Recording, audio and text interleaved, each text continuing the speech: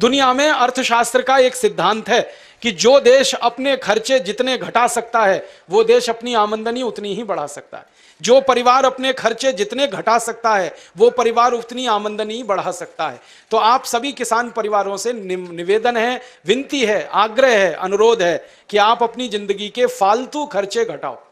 तो आप बोलोगे कहां खर्चा घटाएं? सबसे बड़ा खर्चा है, उसी को खत्म करो, यूरिया का खर्चा, इसको घटा दो, यूरिया मत खरीदो। दूसरा बड़ा खर्चा है डीएपी का, यह भी मत खरीदो। तीसरा बड़ा खर्चा है कीटनाशक दवाओं का, एंडोसल्फान, मेलाथियान वगैरह, ये भी मत खरीदो। फिर आप बोलोगे तो खेती कैसे करें? खेती करने का मैं एक नया तरीका बताता हूं आपको। मैं भी खेती करता हूं, आप भी वैसे ही खेती करो। 15 साल पहले मैं और मेरे जैसे बहुत किसान यूरिया डीएपी डाल के खेती करते थे। अब हमने यूरिया डीएपी डालना बंद कर दिया है। ऐसे हजारों किसान इस देश में खेती कर रहे हैं जो यूरिया का एक दाना भी खेत में नहीं डालते। तो फिर आप बोलेंगे क्या डालते हैं? गाय का गोबर डालते हैं, भैंस का गोबर डालते हैं, बैल का गोबर डालते हैं, उससे खेती करते हैं। फिर आप बोलेंगे ये गाय बैल भैंस का गोबर डालने से खेती अच्छी होती है? बहुत अच्छी होती है। मैं आपको आंकड़ों से बता सकता हूं। 15 साल पहले जो किसान यूरिया डीएपी डालते थे, 1 एकड़ में उनको 30 मीट्रिक टन गन्ना होता था। अब वही किसान गाय का, बैल का, भैंस का गोबर डालते हैं, 1 एकड़ में उनको 90 मीट्रिक टन गन्ना होता है, 3 गुना ज्यादा होता है।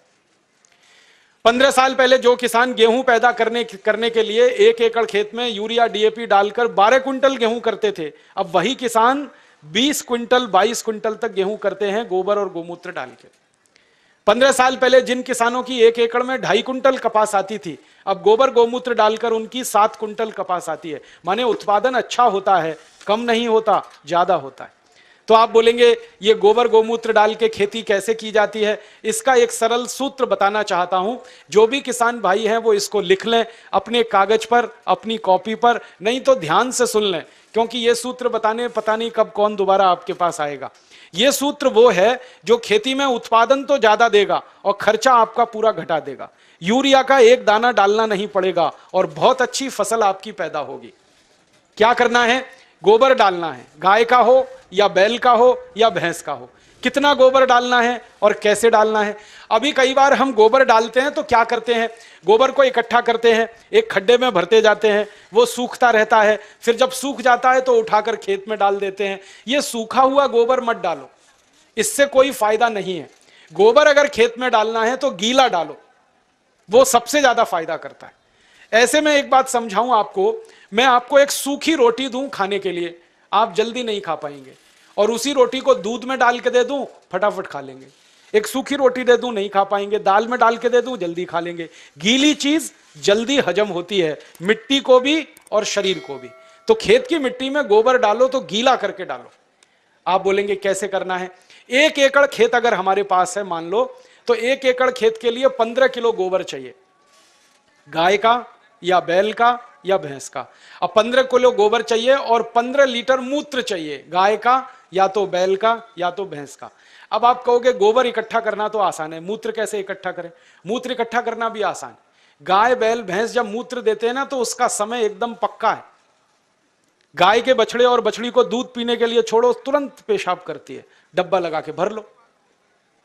ऐसे ही बैल करता है, ज्यादा देर बैठ के बैल खड़ा होगा, पेशाब करेगा, डब्बा भर लो। तो मूत्र ऐसे इकट्ठा कर सकते हैं। दूसरा एक तरीका है कि जहां जानवरों को हम रखते हैं वहां पत्थर बिछा दो, ईंट बिछा दो, थोड़ा पक्का कर दो, सीमेंट लगा दो, ढाल बना दो, एक नाली बना दो, नाली में खड्डा बना दो, तो जो भी मूत्र गिरेगा वो खड्डे में इकट्ठा हो जाएगा। और गाय के मूत्र की, बैल के मूत्र की, भैंस के मूत्र की विशेषता है कि इसकी एक्सपायरी डेट नहीं होती, ये खराब ही नहीं होता। 1 साल 2 साल 10 साल 20 साल 50 साल कभी खराब नहीं होता। तो भरे रहा है गड्ढे में, कोई फर्क नहीं पड़ेगा, बस उस गड्ढे में से उठाते रहो। 15 किलो गोबर 15 लीटर मूत्र, दोनों को मिला लो, हाथ से ही मिला लो। एक प्लास्टिक का ड्रम ले लो, उसमें मिला लो। मिलाने के बाद इसमें 1 किलो गुड़ डाल दो, गुड़। और गुड़ ऐसा डालना जो पुराना हो, जिसको कोई खाता ना हो, काला काला हो जाता है एकदम पानी जैसा, जिसको हम छूना भी पसंद नहीं करते, वो गुड़ इसमें डाल दो 1 किलो। और 1 किलो डाल दो कोई भी दाल का आटा या चोकर। चोकर समझते हैं? गेहूं का आटा छानने के बाद जो निकलता है, क्या कहते हैं उसको? चोकर कहते हैं। वो डाल दो 1 किलो। या अगर सस्ती दाल हो घर में उत्पादन की हुई तो उसको पीस के 1 किलो डाल दो। तो 1 किलो चोकर या 1 किलो दाल का आटा। और इसमें डालो 1 किलो मिट्टी। मिट्टी कहां से लानी है? पीपल के पेड़ के नीचे की मिट्टी या बरगद के पेड़ के नीचे की मिट्टी। तो 1 किलो मिट्टी, 1 किलो दाल का आटा, 1 किलो गुड़, 15 लीटर मूत्र, 15 किलो गोबर, ये 5 चीजें एक ड्रम में मिला दो। मिलाने के बाद 15 दिन इस ड्रम को छांव में रखो, धूप में मत रखना, छांव में, पेड़ के नीचे रख दो। छांव में रखने के बाद 15 दिन में खाद तैयार हो जाएगा। फिर इस खाद में 200 लीटर पानी मिलाओ, और पानी मिला के जो घोल तैयार हुआ, इस घोल को खेत की मिट्टी पे छिड़क दो। अगर खेत खाली है तो सीधे छिड़क दो, और खेत में फसल खड़ी है तो पानी के साथ इसको लगा दो। फसल में आप पानी देते हो ना, उसमें डब्बे से मिलाते जाओ, पूरे खेत में पहुंच जाएगा। अब ये खाद गोबर, गोमूत्र, दाल का आटा, गुड़ और मिट्टी वाला जो तैयार होता है ना, ये यूरिया से 6 गुना ज्यादा ताकतवर है। हमने इसकी प्रयोगशाला में जांच कराई तो यूरिया डीएपी में जितनी ताकत है मिट्टी को देने के लिए, उससे 6 गुनी ज्यादा ताकत इसमें है। इसलिए इससे उत्पादन ज्यादा आता है। और इस खाद को हर 21 दिन में खेत में डालते जाओ। हर 21 दिन में अगर आपने डाला तो पूरे साल की एक साइकिल बन जाती है। जैसे 3 महीने की फसल है तो 4 बार डलेगा, 4 महीने की फसल है 5 बार डल जाएगा, 6 महीने की फसल है 7 बार डल जाएगा। हर 21 दिन पर यह खाद डालते जाओ।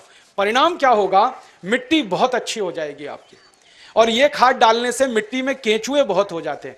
और केंचुओं के बारे में आप जानते हैं, केंचुए मिट्टी में ऊपर नीचे घूमते हैं और मिट्टी को खोदते रहते हैं, और केंचुए मिट्टी को भुरभुरा बनाते हैं, पोला बनाते हैं।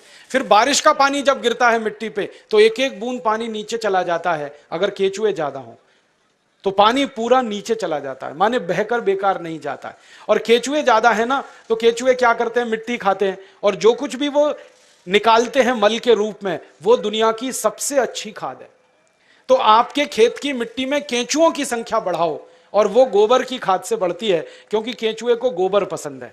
अगर आप एक बार गोबर की खाद डाल दोगे, कहीं से भी केंचुआ घूमता हुआ खेत में आ जाएगा। और केंचुआ बड़ा विचित्र जीव है, 24 घंटे काम करता है, कभी छुट्टी नहीं करता, कभी संडे नहीं, कभी मंडे नहीं, और फोकट में काम करता है, कभी टीए नहीं, कभी डीए नहीं, कभी एचआरए नहीं, न छुट्टी लेता है न तनख्वाह लेता है। और ऐसा विचित्र जीव है ये केंचुआ कि साल भर ये जिंदा रहता है, और साल भर में 1 लाख बच्चे पैदा करके ही मरता है। वो ये नहीं मानता हम दो हमारे दो, वो एक केंचुआ 1 लाख पैदा करता है। तो खेत में एक केंचुआ आया तो 1 लाख हो गए, 1 लाख और 1-1 लाख करेंगे तो संख्या बढ़ती जाएगी। और जिस खेत में केंचुए ज्यादा हैं, वहां की मिट्टी तो सोना पैदा करती है, ये सारे दुनिया के वैज्ञानिक मानते हैं। केंचुओं की संख्या बढ़ाओ, मिट्टी में सोना उपजेगा, खूब पैदावार होगी, खूब फसल मिलेगी। और उसका तरीका मैंने आपको बता दिया।